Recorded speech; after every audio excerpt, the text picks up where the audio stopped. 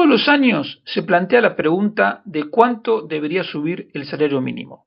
Vamos a poner este tema en contexto. En los últimos años, esta cuestión se viene resolviendo de la siguiente manera. El Ministerio de Trabajo convoca a los agentes sociales, es decir, sindicatos y organizaciones patronales, para que se pongan de acuerdo. Pero como no se ponen de acuerdo, el Ministerio de Trabajo termina decidiendo el incremento del salario mínimo de una manera arbitraria. Es verdad que en los últimos años han convocado a una comisión asesora sobre el salario mínimo que hace un informe y en teoría sobre esa base el Ministerio de Trabajo toma la decisión, pero en realidad, como te digo, la verdad es que el Ministerio de Trabajo hace lo que quiere.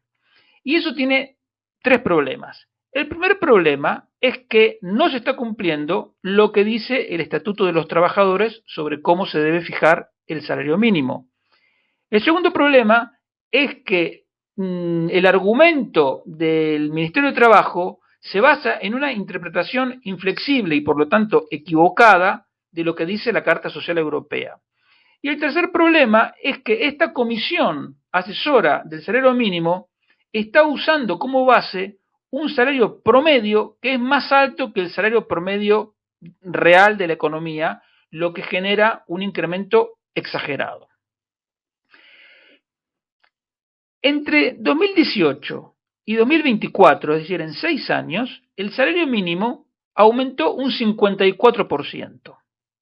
Sin embargo, el Estatuto de los Trabajadores, ¿qué dice? Dice que el salario mínimo se tiene que fijar teniendo en cuenta cuánto subió la inflación.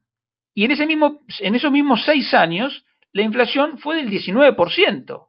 Y te acabo de decir que el salario mínimo creció 54%. El Estatuto de los Trabajadores dice que hay que tener en cuenta la productividad, pero la productividad en esos 6 años cayó un 3%. Y en tercer lugar, te dice que hay que tener en cuenta la coyuntura económica general. Y el dato clave de esa coyuntura económica general es que España sigue teniendo la mayor tasa de paro de la Unión Europea. Por lo tanto, si tú tienes en cuenta lo que dice el Estatuto de los Trabajadores, no habría que subir el salario mínimo ni un euro porque ya ha subido de manera exagerada. Entonces, el Ministerio de Trabajo te dice que no, que ellos están obligados a subirlo porque la Carta Social Europea exige que el salario mínimo equivalga al 60% del salario promedio. Pero yo pregunto, si eso es verdad, ¿cómo es posible que Austria, Italia, Suecia, Dinamarca y Finlandia no tengan salario mínimo? Entonces, ¿que están fuera de la Carta Social Europea estos países?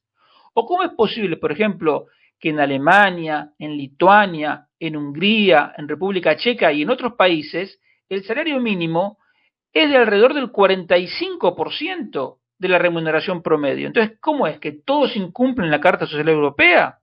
No. Lo que pasa es que es mentira que la Carta Social Europea exija un 60% como una regla fija. Lo que exige la Carta Social Europea es una remuneración suficiente que permita un nivel de vida decoroso. Y para alcanzar ese objetivo, el salario mínimo es solo una herramienta más, pero no es la única herramienta. Esto lo determina el Comité Europeo de Derechos Sociales, que es el que interpreta el contenido de la Carta Social Europea. Y este Comité Europeo te dice que hay que tener en cuenta otros elementos a la hora de fijar el salario mínimo, como por ejemplo si hay que pagar por los servicios de salud y educación que presta el sector público, si hay otros subsidios y muchas otras cuestiones. Lo que a ellos verdaderamente les importa es que el salario mínimo supere claramente la línea de pobreza y en España la supera en casi un 40%. Por lo tanto, te repito que desde el punto de vista de la Carta Social Europea también es mentira que haya que aumentar el salario mínimo. En ningún caso este comité pretende la aplicación mecánica de esa relación del 60% entre el salario mínimo y el salario promedio, que es lo que dice el Ministerio de Trabajo que está obligado a hacer, pero insisto en que es mentira. La Comisión Asesora del Salario Mínimo toma como referencia el salario promedio de la encuesta de estructura salarial. Y el problema es que ese salario promedio incluye conceptos como bonus y premios. Pero esos conceptos de bonus y premios son irrelevantes en las microempresas, donde lo único que importa es el salario normal, el salario ordinario, que es decir, la remuneración base y los complementos que correspondan. Pero ¿cuál es el problema? Que esa comisión, al tomar ese salario promedio que incluye bonus y premios, toma como referencia para calcular ese 60% un salario medio que es más alto que lo que es en la realidad relevante para las microempresas, que como te digo son el 85% de las empresas con empleados. Y además, esa referencia que utiliza la Comisión Asesora del Salario Mínimo no incluye al sector agropecuario, pero justamente el sector agropecuario es donde se pagan salarios más bajos. Y ahí trabajan 170.000 personas en 80.000 microempresas.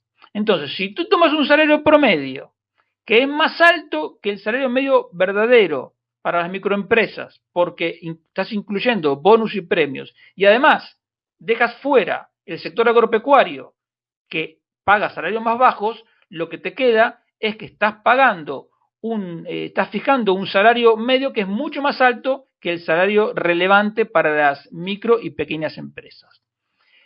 Entonces, uno dice, esto va a tener problemas, va a generar problemas en la creación de empleo. Y el Ministerio de Trabajo te dice que no hay ningún problema porque la afiliación a la Seguridad Social ha seguido creciendo. Lo que pasa es que el problema se concentra en las microempresas y no en las grandes empresas. Si comparas los datos de empleo de 2019 con los de 2024, encuentras que el empleo en las grandes empresas, es decir, las empresas que tienen al menos 250 asalariados, creció un 20% en esos 5 años. ¿Y sabes cuánto creció en las micropymes? No creció nada. En 5 años, las microempresas no pudieron crear ni un solo empleo.